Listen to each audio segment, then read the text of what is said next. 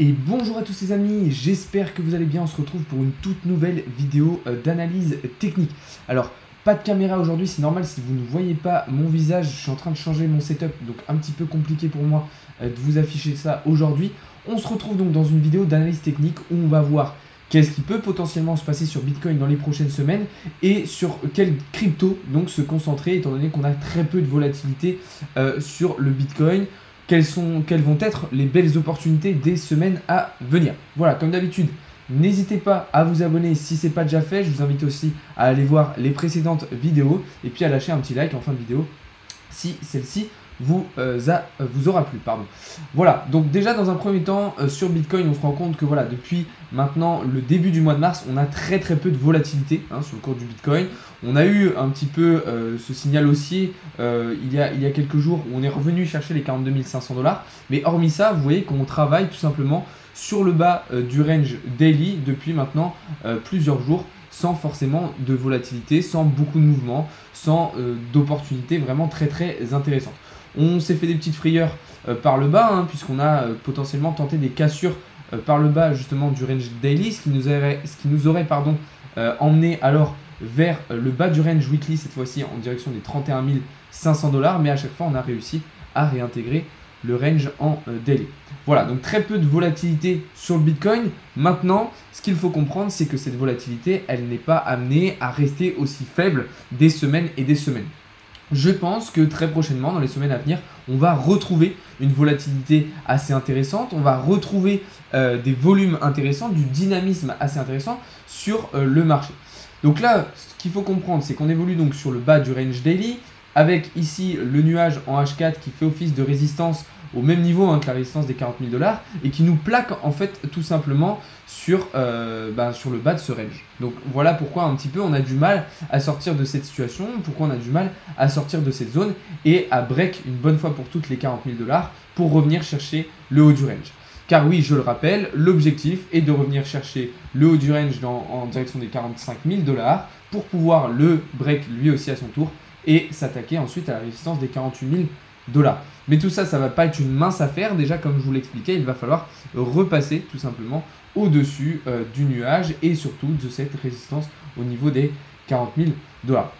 Voilà, donc personnellement, je reste confiant, je reste haussier et je pense qu'on devrait venir chercher dans les prochaines semaines le haut de ce range. Maintenant, attention, le scénario d'une cassure par le bas n'est pas du tout à éliminer. Comme je vous le dis, il nous emmènerait alors vers les 31 500 $. Alors maintenant, que faire étant donné que sur le Bitcoin, eh bien, on a très peu de volatilité et donc très peu d'opportunités. Eh bien déjà, la première chose à faire, ça va être de regarder un petit peu ce qui se passe du côté d'Ethereum qui, lui, en plus, semble avoir davantage d'impact sur les différents altcoins plutôt que le Bitcoin en ce moment.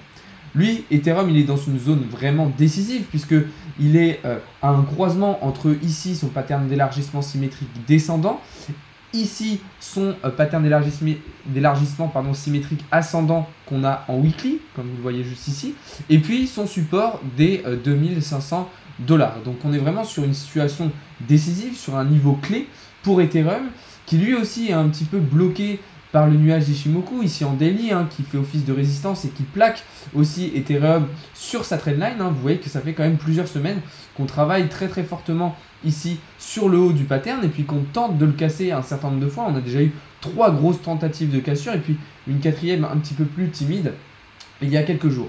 Donc maintenant, il va falloir absolument tenir ce niveau, rebondir et tenter une cassure définitive. Dans le cas contraire, et si on était amené à sortir du canal ascendant, du pattern d'élargissement symétrique ascendant weekly qu'on a juste ici, alors la situation se compliquerait un petit peu plus selon moi pour Ethereum. Je reste plutôt confiant, évidemment ça va dépendre aussi de l'attitude du Bitcoin et si on arrive à se relancer, mais voilà un petit peu où on est Ethereum. En tout cas, ce qui est intéressant de dire, c'est qu'on a davantage de volatilité sur Ethereum en ce moment. On a davantage de volatilité et on a donc davantage d'opportunités.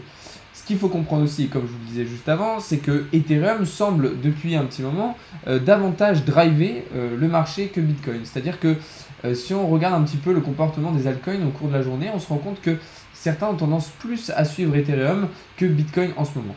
Ce qui est étonnant, c'est qu'on n'est pas du tout en alt season, qu'on a une dominance du Bitcoin qui n'a pas encore basculé vers le bas. Donc assez étonnant de voir ça. On pourrait potentiellement, peut-être en H4, dessiner un autre pattern ici sur Ethereum. Alors, ça va peut-être faire beaucoup, je vais peut-être vous perdre un petit peu. Là, il y a deux options. Moi, je le tracerai de cette manière-là, tout simplement. En fait, on pourrait avoir un deuxième triangle de cette manière-là. Personnellement, je le trouve moins pertinent. Je vous le trace parce que je l'ai vu. Hein. Je le trouve moins pertinent, mais effectivement, c'est vrai qu'on a quand même surtout cette trendline en haut là, qui selon moi est assez intéressante à regarder. Et on se rend compte qu'on semble ici l'avoir break. Et ce qui pourrait potentiellement nous permettre de break aussi le pattern d'élargissement symétrique descendant en daily. En tout cas, dans tous les cas, il va falloir s'attaquer par la suite au nuage d'Ichimoku qui, comme je vous le disais, fait bien office de résistance. Alors maintenant, que va faire le marché? Tout simplement, étant donné que le Bitcoin est peu volatile, Ethereum est sur une zone décisive, eh bien le marché va se concentrer sur des écosystèmes qui se développent, qui évoluent très bien et qui sont en tendance. Le premier, c'est selon moi EGLD, qui en ce moment performe plutôt bien et semble retrouver des signes de puissance. On a en plus une marketplace NFT qui va sortir sur Elrond le 25 mars, donc d'ici à peu près une dizaine de jours. Je pense qu'on devrait donc avoir pas mal de FOMO et d'enthousiasme sur le cours de GLD dans les prochaines semaines. Alors moi, quelle position j'ai prise tout simplement sur le GLD? Eh bien, j'ai tout simplement pris un long à la cassure ici de la résistance avec pour target en direction ici du plat du nuage des 190 $. Comme stop loss, j'ai mis un stop loss assez serré au niveau des supports précédents autour des 129 $. Donc vous voyez que j'ai un ratio risque-récompense de 1.82, ce qui est tout à fait correct étant donné qu'on considère que le minimum à avoir est 1.5. Donc très intéressant. Voilà la position que j'ai prise. Maintenant, évidemment, ne pas hésiter à prendre des profits de manière de façon assez régulière tout au long de cette montée vers les 190 $. On aura des étapes potentiellement un petit peu plus compliquées, autour des 173, 175 $, puisqu'on aura une petite zone de résistance. Mais l'objectif va être de venir chercher ici le plat du nuage en direction donc des 190 $ pour les prochaines semaines. Évidemment, attention, on reste prudent, on met bien son stop loss assez serré, mais je pense vraiment que les prochaines semaines vont être assez intéressantes à suivre pour EGLD, notamment avec la sortie, comme je vous disais, le 25 mars de la marketplace NFT sur Elrond.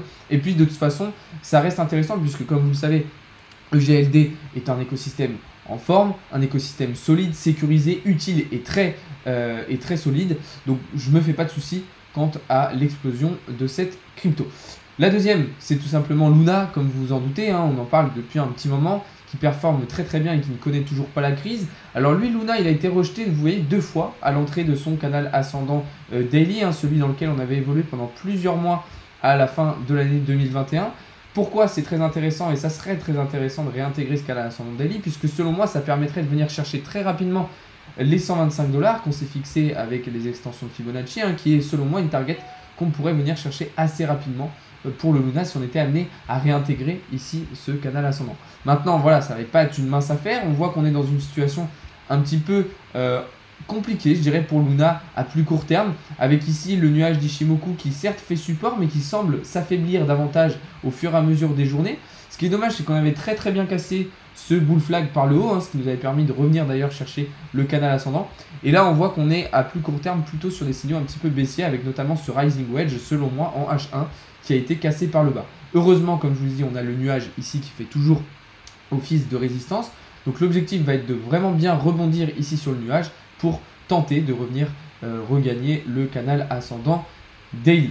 Voilà pour le Luna, évidemment, écosystème très intéressant, très en tendance, très solide, très utilisé et très utile, qui a beaucoup de potentiel. On va passer tout de suite à la crypto suivante, c'est tout simplement le Rune, dont vous entendez probablement beaucoup parler en ce moment, étant donné ses très belles performances. On voit qu'en l'espace de quelques jours, quelques semaines, on est passé de 3,50 $ environ à plus de 7 $, donc un bon gros x2 en l'espace de très peu de temps. Il y a eu un deuxième point d'entrée qui était plutôt intéressant aussi au niveau des 4 $, donc de très belles performances pour le Rune qui en plus repasse au-dessus du nuage d'Ichimoku qui faisait office de résistance et qui enclenche donc des nouvelles targets en direction des 17,50 $.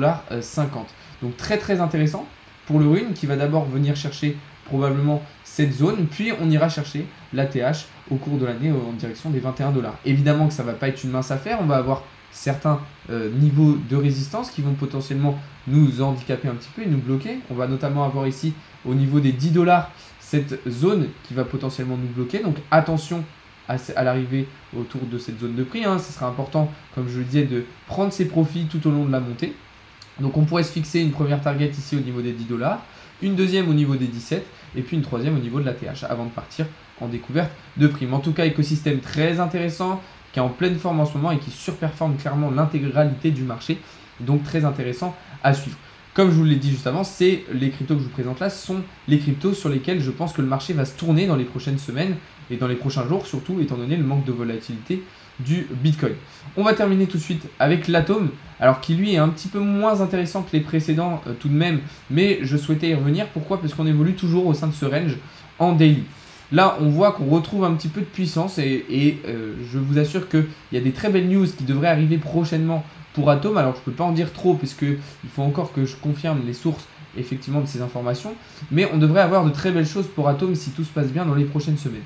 Donc, c'est pour ça que je vous en parle en fin de vidéo. L'Atom donc qui évolue toujours au sein de ce range daily. On voit que là par contre on va avoir le nuage qui va faire office de résistance, qui va peut-être un petit peu nous gêner. Mais l'objectif va être clairement de revenir dans un premier temps, chercher ici la résistance des 32 $. Voilà, on va surveiller. Évidemment les plus intéressantes c'était surtout GLD, Luna et Rune. Mais selon moi Atom pourrait faire de très belles choses dans les prochaines semaines. Voilà les amis, on arrive au terme de cette vidéo. Je vous invite à aller sur Instagram, participer au concours. Il vous reste 24 heures pour participer, avec notamment 200 $ de crypto à gagner. Je vous invite à vous abonner, comme je vous le dis tout à l'heure, si ce n'est pas déjà fait, à liker la vidéo si elle vous aura plu. Et puis on va se retrouver dès demain matin pour davantage d'analyses et davantage de contenu. Bonne soirée à tous les amis, c'était Alex de Crypto Learning.